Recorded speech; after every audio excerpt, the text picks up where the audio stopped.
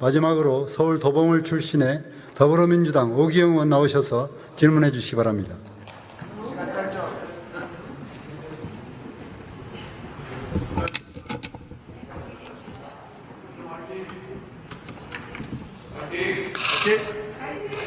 마지막입니다. 좀만 기다려 주십시오.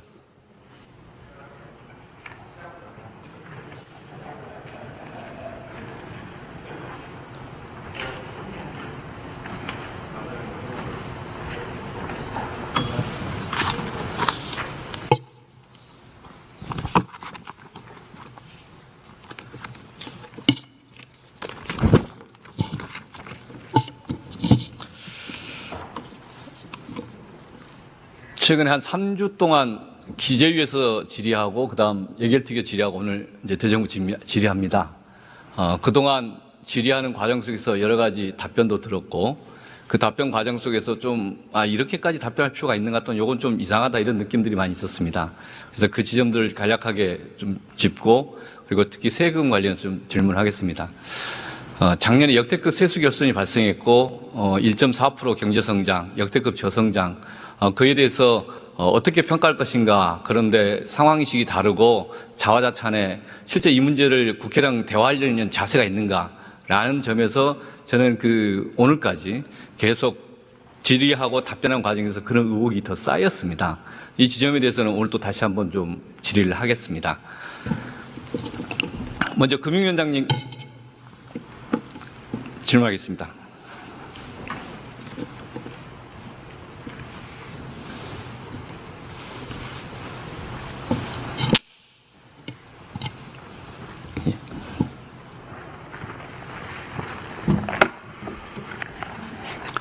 간단한 질의입니다.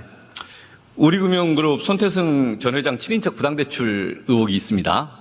이 사건에 대해서 이미 수사도 진행 중인 거고 우리은행이 내부 검사를 했는데 그걸 금당국에 보고하지 않았고 그래서 뒤늦게 금감원 뒷북 조치를 했었고 이것에 대해서 이제 질문은 이게 우리은행만 그랬을까? 다른 시중은행도 그럴 수 있는 거 아닌가? 그래서 다른 시중은행도 그 산하은행장이나 회장이나 은행장들 친인척 부당대출 여기에 대해서 여부에 대해서 의혹을 해소하기 위해서 전수조사를 해야 한다고 보는데 어떻게 생각하십니까?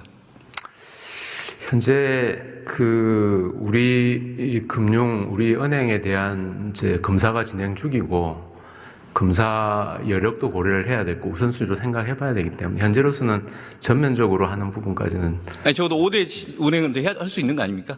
그건 현재 하고 있는 부분에 우선 집중해야 된다고 생각을 하고. 그러면 이후에 이 상황에 따라서 상황을 좀 확대할 수 있는 보겠습니다. 건가요? 그건 제가 확답을 드릴 수가 없는 상황인 게 검사는 여러 가지 이야기들이 나오고 있어서 오늘 문제제기합니다. 이후에 계속 그건 한번 질의하도록 하겠습니다. 들어가시죠. 다음에 이제 부총리께 질의하겠습니다.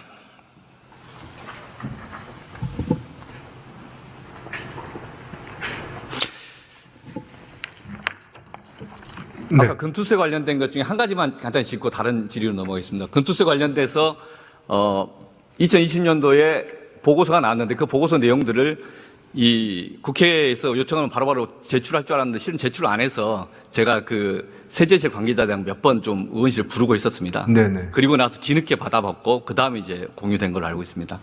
그리고 그 세제실 관계자한테도 물어봤습니다. 2020년도에 검토할 때는 시장에 영향이 없다라는 식으로 결론이 나왔는데 갑자기 금투세 폐지한다는 입장을 갖고 있어서 우리 세제실 관계자 똑똑하신 분들은 그러면 다른 용역 검토해 보신 적 있습니까? 없다고 그러더라고요. 혹시 새로운 용역 하신 거 아십니까? 그래서 아까 차 의원님 말씀하실 때 제가 말씀을 드렸는데 그 뒤에 제가 그 부분은 하여튼 제가 찾아보겠습니다. 없다고 나와서 이 점 한번 짚고 넘어가는 겁니다. 네네. 그래서 이런 점에서 정치적인 어떤 파퓰리즘적인 변화가 아닌가에 대한 이제 전 지적이라는 거고요. 다음 넘어가겠습니다. 네, 그렇지만 그거는 영역 보고서가 있든 없든 관계없이 일단은 제가 말씀드린 그 논의는 별도로 이제 금융시장이나 이런 여건이 치고. 바뀌었기 때문에 판단이 바뀌었다고 이해해 주시기 바랍니다. 그 이제 이후에 더 논의하겠습니다. 네네. 다음으로 코리아 디스카운트 관련돼서 여러 가지 많이 문제제기하는데 제가 지난번에도 문제제기 했었습니다. 실제 코리아 디스카운트 해결하는 방법 중에 아까 이소영 의원님도 많이 논의를 하셨지만 회사 지배구조의 개선이 제일 필요하다. 상법 개정을 적극적 노력을 해야 된다. 근데 그 부분이 오늘 답변이 명료하지 않았다. 이런 지적을 좀 하고요. 오히려 애매모호하고 또 계속 열어놓고 있다는 거고. 두 번째, 저는 예결특위에서도 이야기했었습니다. 삼성물산 합병 관련해서 그로 인해서 대한민국이 얼마나 손해를 받는가. ISDS 관련해서 직접적으로 피해를 입은 거 2,500억 정도. 예, 대한민국이 손해봤으니까 그 구상권을 행사해야 되는 거 아닌가. 그 삼성물산 합병의 직접적인 가해자들, 불법 행위자들, 그게 국정농단에 관련된 사람도 아닙니까? 이재용, 박근혜, 그 장관, 그 당시에 그 국민형 관계자들 구상권 행사한다. 근데 어떻게 보십니까? 여전히 지금도 애매하십니까? 이 부분은 지금 정부의 구상권 행사는 아시겠습니다. 또 하나 국민연금이 하고 있는데 국민연금은 보건복지부 장관이 하겠다고 했다라고 말씀도 그때 드렸습니다. 네, 지금도 애매하십니까? 네, 가까이 건에 대해서 지금은 정부가 항소를 검토주거나 뭐 취소송을 제기하거나 해서 아직 불법 절차가 완료가 안 됐습니다.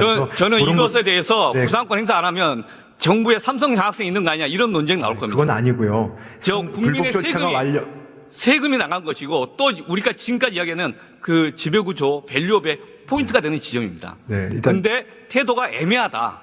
이 지적을 하는 겁니다, 지금. 그거는 그렇게 애매하다 보시면 안 되는 것 같고요. 다음 이야기 하겠습니다. 그렇죠. 불법 절차가 완료된 후에 그 다음에 관계부처에서 저희 검토를 하겠습니다. 네.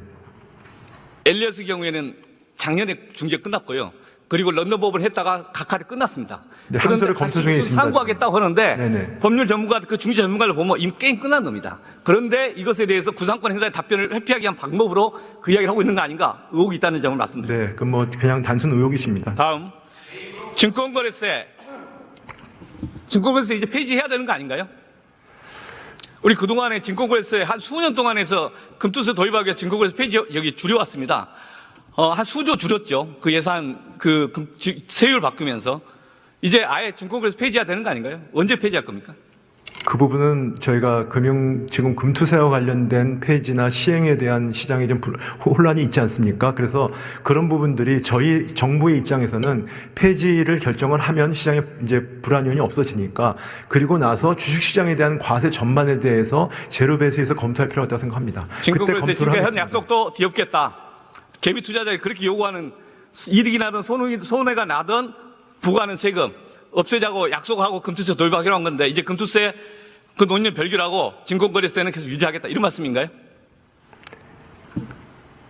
일단은 제가 아까도 누누이 말씀드렸지만 금융시장에 대한 과세는 금융시장 여건에 따라 달라질 수 있는 것입니다. 자, 예, 여기까지 하겠습니다. 다음 주제로 넘어가겠습니다. 이 세법 개정안 중에 상속세법 중에 있어서 제가 하나 좀 물어보겠습니다. 부총리님, 북한의 3대 세습 동의하세요? 북한의 3대 세습. 전혀 동의하지 않습니다. 그러면 우리가 민주공화국이니까 동의할 수가 없는 거죠. 대한민국에서 재벌의 3대 세습은 동의하세요? 경제 권력의 세습. 일단은 뭐 지분을 어떤 정당하게 상속하는 부분에 대해서는 그거는 뭐 자본시장이나 우리 민주주의 국가에서의 어떤 기본 법을 따라서 그 상속하는 부분에 대해서는 뭐 그거는 그거에 따라서 해야 된다고 생각하고 있고요. 그렇지만 지분 상속 자체가 뭐 지배권이라든지 이런 그거에 과도하게 그런 부분이 있다는 건 저희가 지배구조의 문제점이라고 생각하고 그 부분에서 많은 저희가 개선을 하고 있다고. 잠시 화면 한번 보겠습니다. 헌법재판소 판례 한번 화면 한번 좀 보여주시죠. 현재 판례입니다. 상속세 제도는 경제민주화와 관련된 이기도 하지만 재정 수입도 중요하지만 재산의 상속을 통한 부의 영원한 세습과 집중을 완화해서 국민의 경제적 균등을 도모하는 데 목적이 있다. 실제 헌법재판소 해석입니다. 여기서 이야기하는 것은 상속은 합헌이고 그다음에 상속세 부과하는 것 자체가 원칙이고 상속세의 그 감면이 이제 예외적으로 업적해야 한다. 그런 취지로 이해되는데 동의하십니까? 저는 이 원칙은 96년도의 헌재 판결 아니겠습니까? 예. 그러면 저희가 상속세는 그 뒤에 이것 때문에 만들어져가지고 아직까지 한 번도 안 고쳐졌습니다. 저희가 주장하는 것은 상속세라고 하는 것은 시간이 25년 동안 변화가 없었고 지금 상속세에 대해 얘기가 우리가 왜 이 얘기를 하고 있는 거냐? 그러면 상속세가 부의 대물림을 우리가 막기 위한 걸로 계속 유지해야 되느냐? 아니면 상속세 때문에 나오는 부작용, 예를 들면 우리나라 기업들의 가업 승계나 기업들의 지속 가능성을 많이 저하하기 때문에 그런 것들이 우리 경제의 활력이나 역동성에 문제가 있지 않느냐라는데 정부는 후자의 문제가 있다 생각해서 주장을 하는 겁니다. 그래서 이거는 헌재의 재판결은 이게 이런 부분에 상속세에 대한 판단은 뭐 시대가 안 변해도 하는 어떤 정의라는 문제가 아니라고 생각합니다. 이 부분은 우리 경제에 어떤 영향을 주느냐 그때 시대 상황에 따라 분명히 바뀔 수 있다고 생각합니다. 그래서 중산층의 이 상속이라는 고 것은 좀 부드럽게 서로가 사회적 합의를 쉽게 볼 수 있다고 보는데 네. 특정 그 중견기업 또는 대기업 어떤 그 재벌의 상속에 활용이 될 가능성, 요거 좀 저는 엄격하게 봅니다.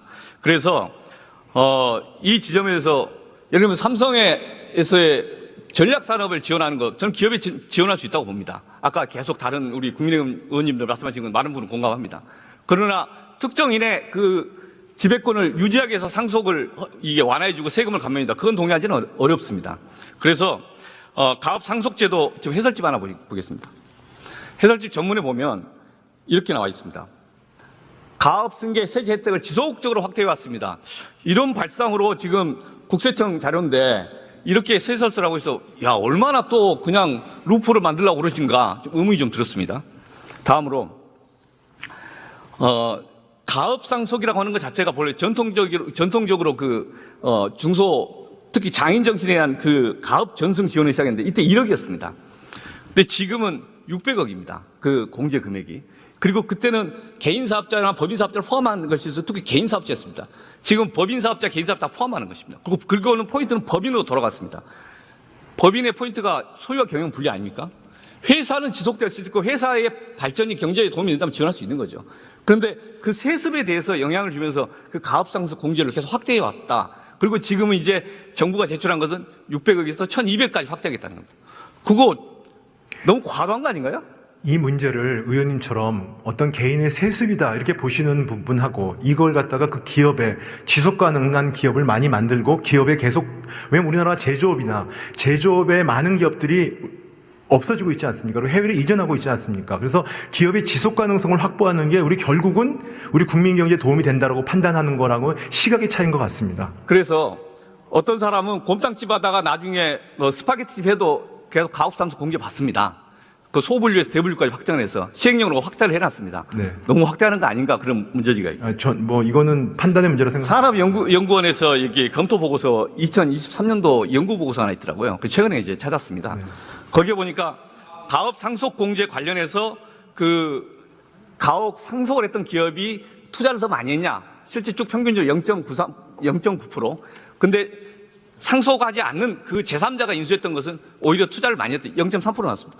실제 지난 20년, 30년 동안의 가업 상속에 대해서 그렇게 논쟁이 됐고 갑자기 1억에서 600억에서 1200까지 늘리려면 뭔가 이런 검토를 한번 하고 이게 의미가 있다. 사회 경제적으로. 우리 국가 경제적으로. 그런 걸 좀 해야 되는데 그런 그 검토 내용이 있습니까?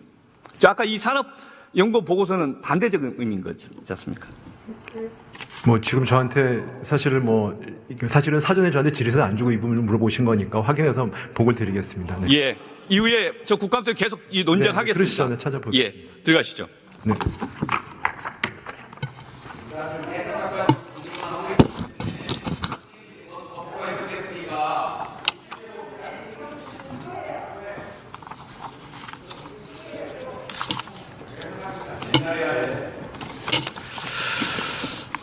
총리께 질의하겠습니다.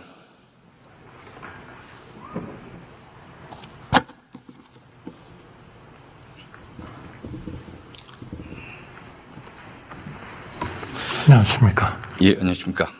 총리님, 윤석열 정부가 출범할 때 문재인 정부로 정말 나라가 망할 수가 있겠다 이렇게 그런 상황 인식을 했다고 몇 번 이야기를 하셨어요. 이 말씀은 좀 과도한 것 같고 이 상황의 어려움을 이야기할 수 있지만 실제 그런 식으로 이야기하는 건 이제 취소해야 되지 않겠습니까? 당시의 그 상황을 한번 잘 생각해 보십시오. 우리 국가의 어떤 존립을 결정할 수 있다는 것은 결국 외교, 안보, 그리고 재정, 국제수지, 고용 이런 것들 아니겠습니까? 예결특위에서도 400조 이야기하셨거든요. 그래서 그 400조 이야기에 대해서 안도걸 의원이랑 질의응답하면서 좀 부드러워지셨고 김영환 의원이랑 국책 수치의 근거가 맞냐? 전 정부에서 가져온 게 400조면 그 현 정부에서 350조 그 부채 이야기 했지 않습니까? 아니, 지금 시점에서 전 정부 때 그때 나라 망할 것 같았다. 그 승계 받았는데 지금 상황은 어쩔 수 없었다. 작년 경제 상황도 어쩔 수 없었다. 그렇게 이야기하시는 겁니까? 아닙니다. 그 부채 문제는 의원님 너무 잘 아시지 않습니까?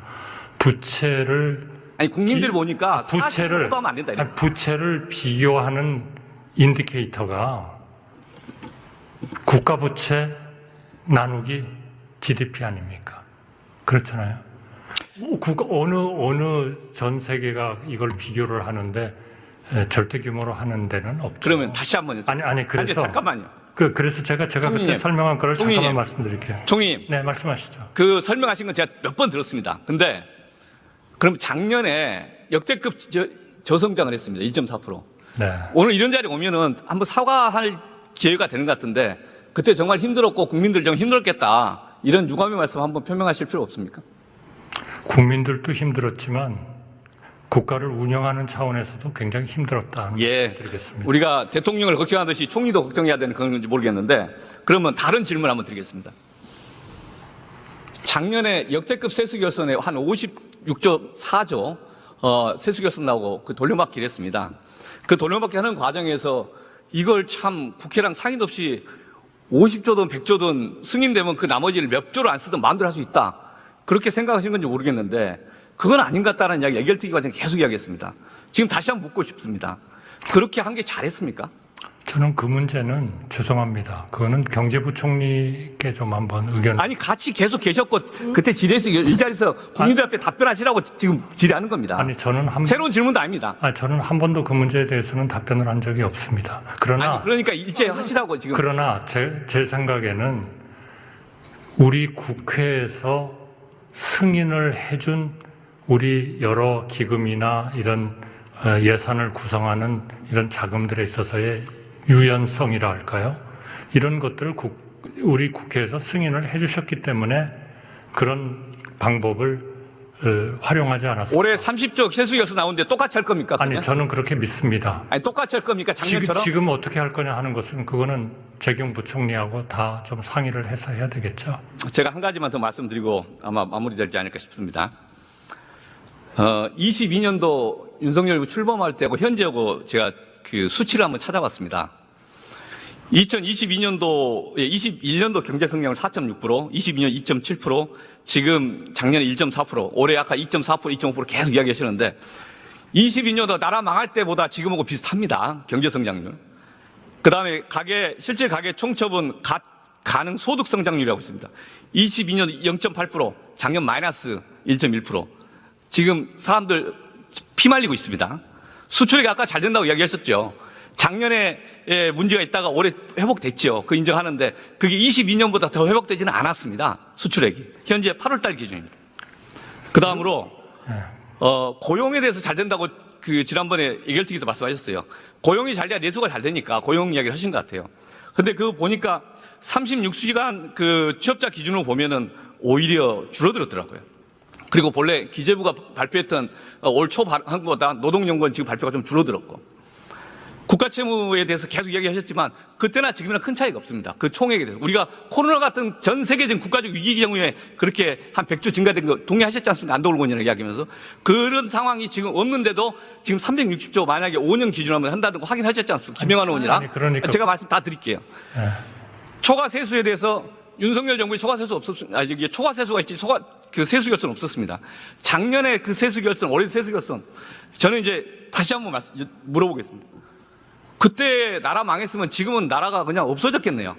아니죠. 이 경제 수치면. 아니죠. 이렇게 하면 되겠습니까? 아니죠. 그러니까 그 말을 취소하시고. 아니, 제가 여러 번 말씀드렸잖아요. 그때하고 비교를 하면은 우리 경제가 정상화가 됐다. 저는 그렇게 생각합니다.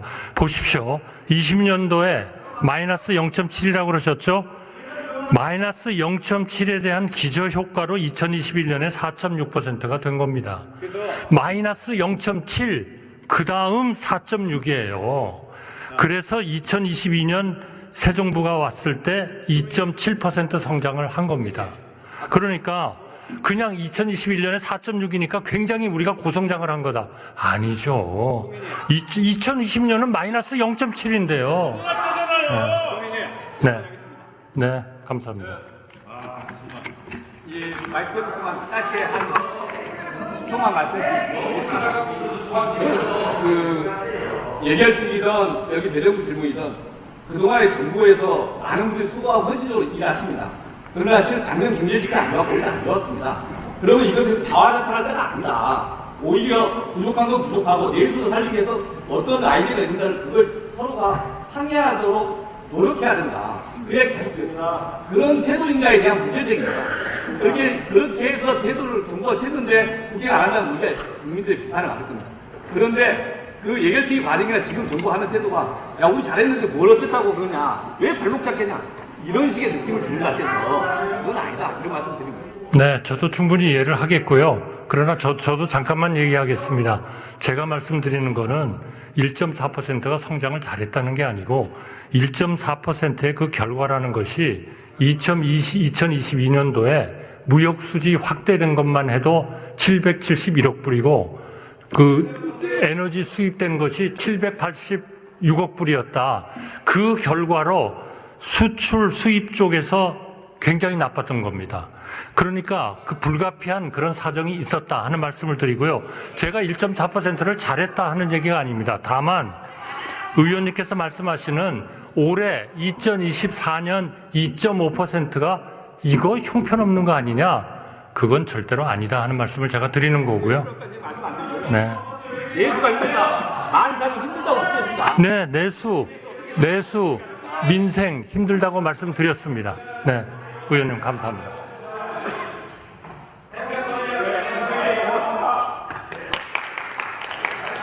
네, 오기영 의원님 수고하셨습니다. 이상으로 경제에 관한 질문을 종결할 것을 선포합니다.